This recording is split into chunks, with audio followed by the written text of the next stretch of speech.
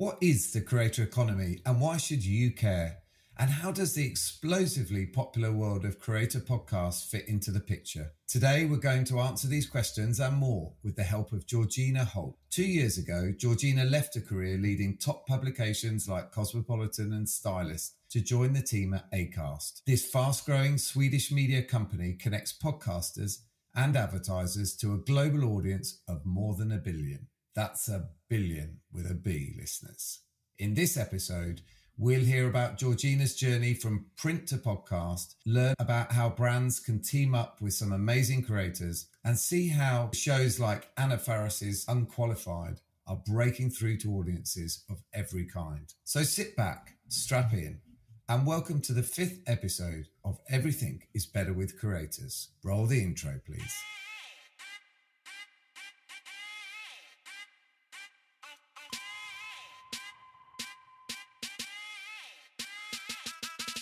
Everything is Better with Creators, the podcast that takes a deep dive into all things creator economy. Produced and presented by Whalar. Whalar, we power the creator economy.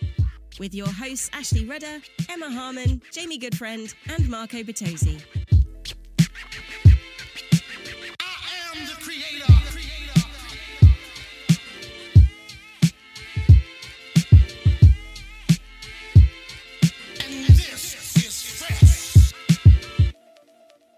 Hey everyone, welcome to episode 5 of Everything is Better with Creators. I'm Marco Bertozzi, your guide to all things happening in the creator economy. Every week, myself or my colleagues, Jamie Goodfriend, Emma Harmon, or Ashley Rudder will be hosting this podcast.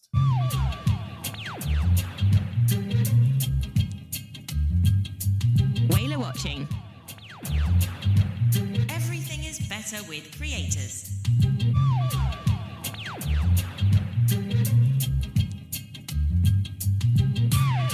Podcasts. Why everyone has one, why we need them, and how brands can use them to build their brand identity. Gen Z, the generation for the thoughtful, well-behaved, and the politically conscious. As I say this, neon glitter butterflies are flying around me in my orange Crocs. But what if we want to hear about serial killers and why they're all Pisces? What if you want to know more about how The Matrix is a movie about the trans experience, or know the history of the 1984 Olympics? Who wants to know about that, you ask? Well, millions of people. There's an audience for everything, and I mean everything. Discussions, theories, and pop culture that would never have the budget to be produced on TV now have a platform. Podcasts are not only budget friendly, it's the platform that doesn't need to have a visually appealing aesthetic. Brands who are having a tricky time with diversifying their audience should be paying attention to podcasts. Podcasts give the gift of branching out from their niche audience and crossing over generations and demographics. NPR, Sports Illustrated, Misguided, Twitter, and People magazine are jumping on the podcast bandwagon because they notice that instead of being pigeonholed into a visual channel, podcast allows listeners to learn about brands' identity and keep the conversation going. Just imagine if The Gap had a podcast channel and they bring on Kanye West. They discuss what Kanye learned about the fashion business working as a Gap retail worker and how he used that experience to learn about fashion, how he built Yeezy and his vision for the future of Gap. How many listeners would join in and go to the Gap and not only buy a Yeezy collab sweater, but continue to buy from the Gap? What if Under Armour had a podcast series with coaches like Phil Jackson and Richard Williams and Jose Mourinho? The values they teach their players, how they managed a champion team, and the adversity they came across in their personal lives and professional careers. Under Armour can use podcasts to build up their mythology of athleticism and give Nike a run for their money. Pun intended. For the generation that leads with consciousness, marketing isn't just about flashy ads anymore. Take away the flashy dances, music and trends. What makes a major impact on audiences is how a brand markets a mindset. So to start that discussion, have that niche conversation you think no one wants to listen to, but make sure your mic is on and press record. Remember, it pays to hit play on a podcast. Up next for our big interview, we have Georgina Holt, Managing Director of Acast. Just a reminder that Everything is Better with Creators is brought to you by Whalar. The Whalar way combines tech, talent, and creative social strategy to match brands with creators and produce authentic content that people really want to see. Whalar is democratizing the creative process for brands and creators by empowering a global talent network of thousands of influencers, tastemakers, creatives, and storytellers to connect with your target audience, making advertising more inclusive, diverse, and effective. Check out more at Whalar. That's WHALAR.com. And now it's time to bring up the headliner of the evening. Very special. Please welcome to the stage The Big Interview.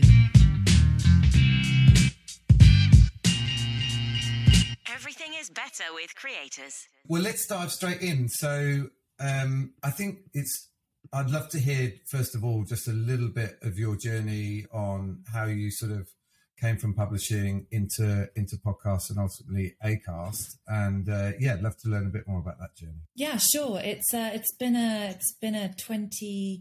22-year journey all in all in this brilliant media advertising and marketing industry. So I joined Acast nearly 2 years ago at the start of the very first lockdown, which was obviously an intense experience for all of us, and particularly interesting way to start a new role. But it's a wonderful company. It's incredibly supportive and welcoming. And sort of I get asked quite a lot, what does an MD actually do and what does it really mean? So I think the best way that I can succinctly describe it is to really ensure that everyone has a positive and rewarding experience at Acast in the UK previously and now in America. So from a podcaster to a publisher, producer, advertiser, and most importantly, our Acasters. So that kind of rewarding and positive experience is essentially what I get out of bed to do every day. Mm-hmm. And you mentioned before that I had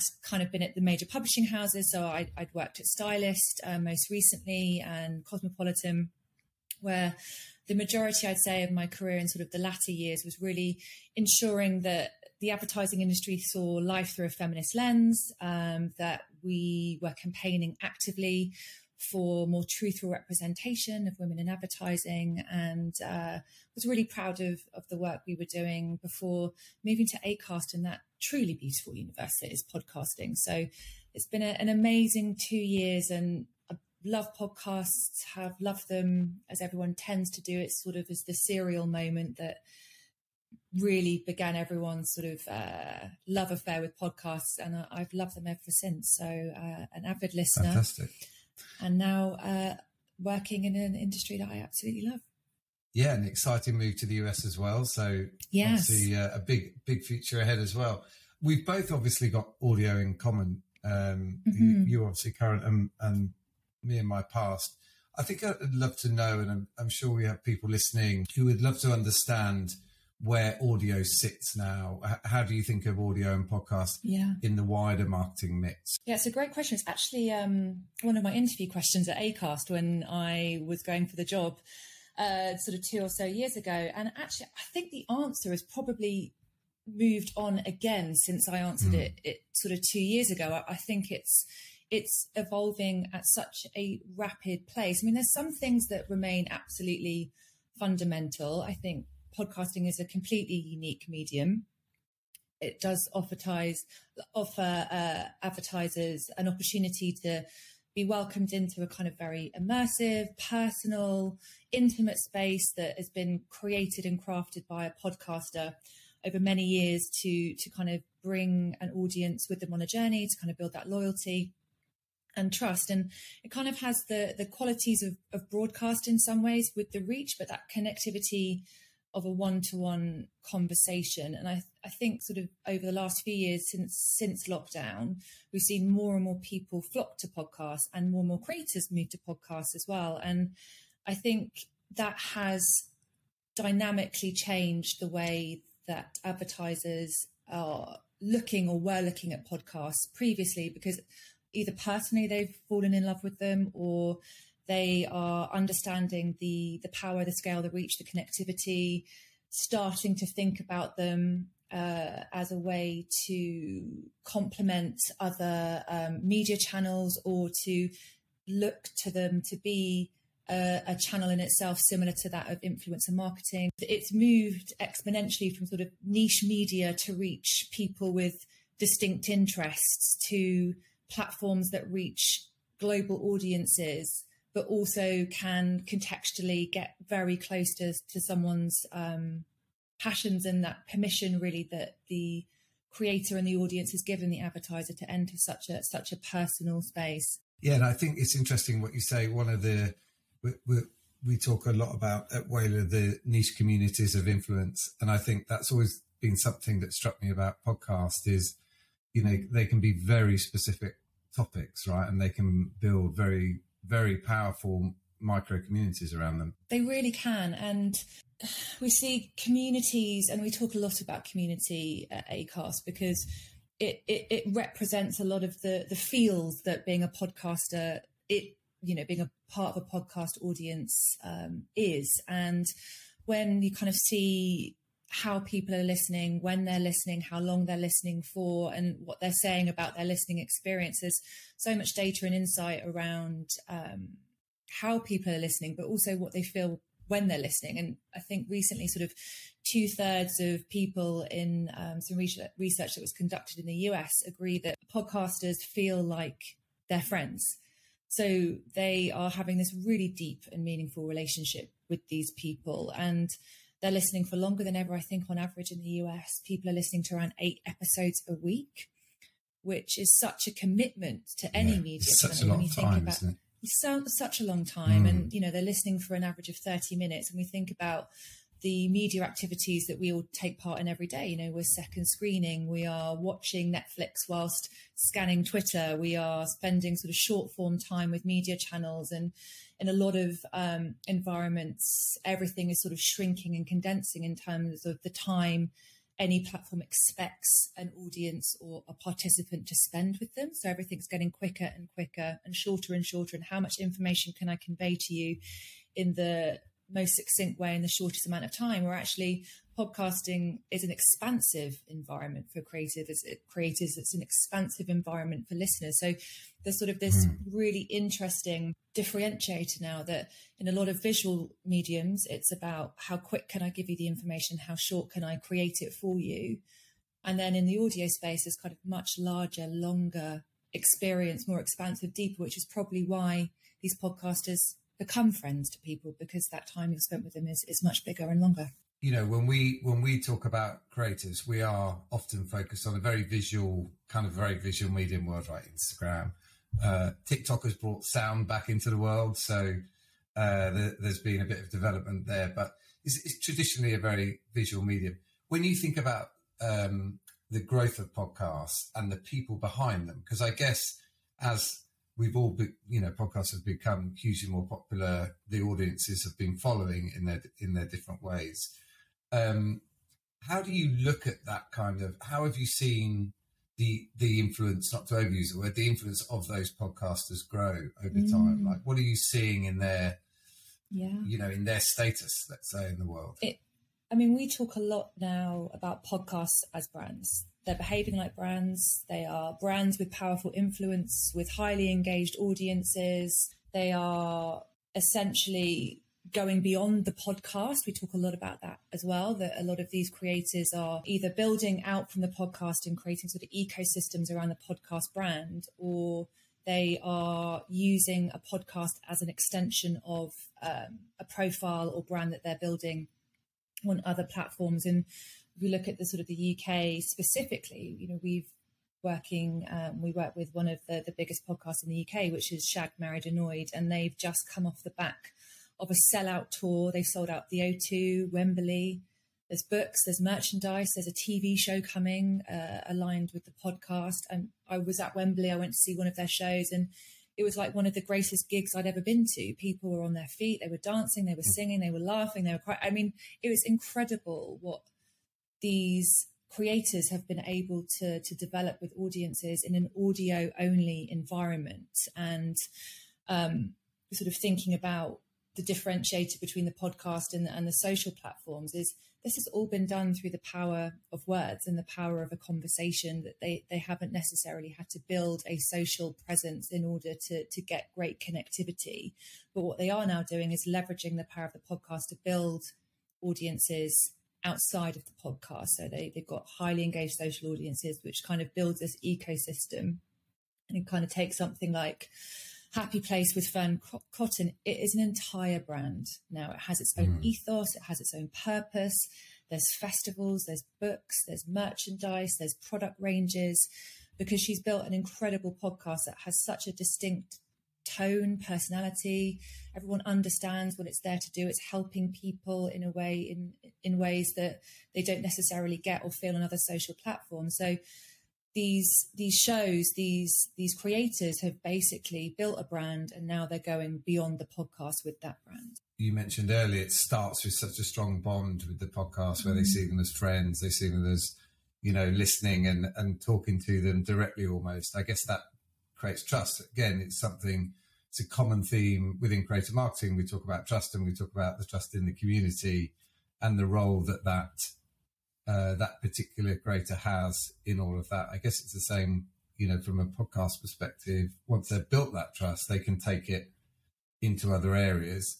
I wonder, is there a sort of secret sauce to that? Are you seeing it's a certain type, or do you advise people to get into it if when people are talking to podcasters? How do you, because I guess everyone goes, oh, that looks good, I'll do that, but doesn't that, it might not always work. It is the podcast $1,000,000-$1 billion question is what is the secret of a great podcast? And I think fundamentally it's about knowing what you want it to do and who you want to speak to and what you want that experience of that listener to be. What is great about podcasts is, because of the data and analytics you have, you can understand whether a conversation is working, or you can see when people are listening, when they're dropping off from the show, and when perhaps they're more engaged and more people. So you can start to use that data and insight to kind of play back into the sort of the art of creation. And what is really important to understand about podcasts, which I think is, obviously where this loyalty and trust comes from, and how these creators are able to then move audiences beyond the podcast, because it takes time to build a successful podcast. It's unusual. It's not impossible. It's unusual for a creator, even if you are, A-list talent, to move from an existing platform, whether that's TV, music, social, and launch a podcast, and it to be an instant success. I think it takes time for audiences to develop that relationship, to understand why I'm here, what I'm going to get in this value exchange. I'm giving you a lot of my time. I'm giving you probably 30 minutes, 45 minutes. I'm carving that out of my day. I think we talk a lot about people finding time to listen to a podcast, whether rather on other platforms it's kind of connected to another activity, whether that's listening to music, you might be doing something else at the same time. With podcasting, I don't know about you, when I'm listening and I am immersed and I'm potentially doing another activity and I miss something, I have to go back. Like, I can't just go, oh, I missed a chunk, I'll leave it alone and just carry on. I kind of need to rewind and go back to that part of the conversation, or if something just, impacts me from an inspiration or entertainment point of view, I'll sometimes listen to it again. And I think it's that understanding that it is a different type of creative platform. It's an amazing platform for self-expression. I actually think it's probably one of the last safe, and I use that if you can't see me, obviously, because you're listening, bad audio behavior, but in quotation marks, safe spaces in a digital landscape where creators can express themselves freely, without potentially the danger and impact of a social media pylon, and being able to have an expansive conversation and to discuss topics that may not be interesting to everyone, but they're certainly interesting to someone. And we're finding that with a lot of our female creators that they talk about podcasts as being a safe space to express themselves, that no one is going to critique how they look, what they're wearing. It's really about what they're saying. So I think that's an interesting dynamic at play as well. So for anyone thinking about starting a podcast, and particularly, I know your audience are either, very adept at social media and probably have large profiles there, is what is the podcast there to do for you and for the audience you want to reach? And spend time developing it, try some formats, test and learn. Again, podcasting is a very safe space to experiment. We don't expect as listeners super high production values that you have to be on location to be recording. We found in lockdown, as Louis Theroux's Grounded showed us, he just recorded great conversations over Zoom, and you can hear all the interactions of children in the background and dogs barking and doorbells ringing, and you hear it now still on podcasts, and no one cares. They're like, hey, it's just normal life. It makes it feel like me and how I live. So it's a great place to test new ideas, and for creators potentially who are known for something else on another platform to try a new type of conversation. There are a whole range of creators out there that have built up these huge followings, or they're very niche and they've got a very passionate following. I guess on paper you could look at that and say that would be a no-brainer to move into the audio space and to move into podcasting. But sort of what I take out of it, though, is it can be rough around the edges, but there is some expectation that it has to be of a certain quality or a certain authenticity, or whatever the word is, to, don't expect anyone to listen just because, they were following you on some other platform. You've got to put some work into that. I agree. And the payoff is massive. If you do put the work in, the payoff is, personally, from a creative perspective, the freedom of that expression that you can start to flex with in podcasting, and the loyalty and trust of the audience you'll build there. They are powerful parts of your ecosystem, your flex as a creator. And you get very, very, we talk a lot about nextcasters, kind of nowcasters and nextcasters. So there are people right now creating on platforms that will come to podcasting and be incredibly successful, but perhaps don't have a large profile already. And we are really interested in working with that type of creator to bring them to podcasting, because they'll bring new audiences to podcasting as well. It's a really exciting part of the podcasting industry now, is thinking about and understanding the audiences that are perhaps underserved in podcasting, and working with creators who serve that audience on other platforms, and working with them directly to help them develop ideas to create shows that we can bring to the audio space.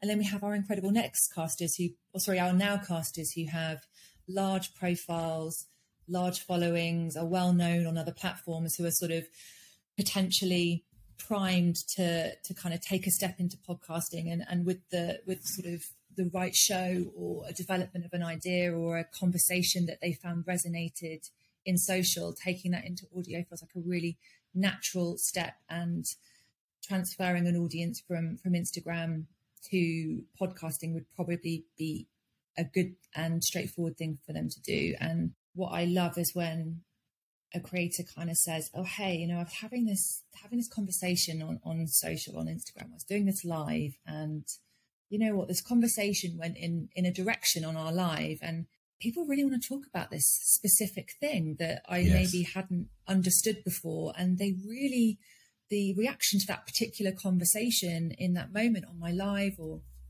wherever I was hosting it, I feel like there's something there. And I always think like that is probably where the podcast is. Like, what was that specific conversation about? Why was the audience leaning in? They want more. They want to know more about that topic. They feel like they hadn't got enough. And that is where the incredible place a podcast can occupy for talent when they have big platforms elsewhere. It's like, what was that possible moment when, aha, there's something here? And that, I think, is sometimes where the podcast can be. Georgina, I think we will leave that there. Thank you very much for your time. It's been great talking to you, and thank you for the insights. I know our audiences will love some of the inspiration you've given. We wish you all the best with your move to the US, and we'll be watching closely. So thank you. Thank you, Marco. I appreciate your time. It was great to chat.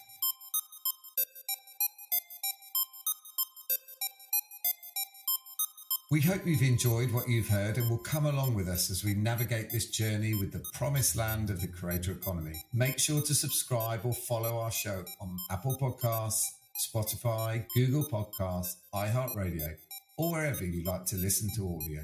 And of course, we'd love a rating and review if you get the opportunity. And special thanks to Georgina Holt for joining us. Make sure to check out more from Whalar and all things at the intersection of a talent network, partnerships, technology and creativity at whalar.com. And follow us on Instagram, Twitter and LinkedIn. For Everything is Better with Creators, I'm Marco Bertozzi. We'll catch you next time.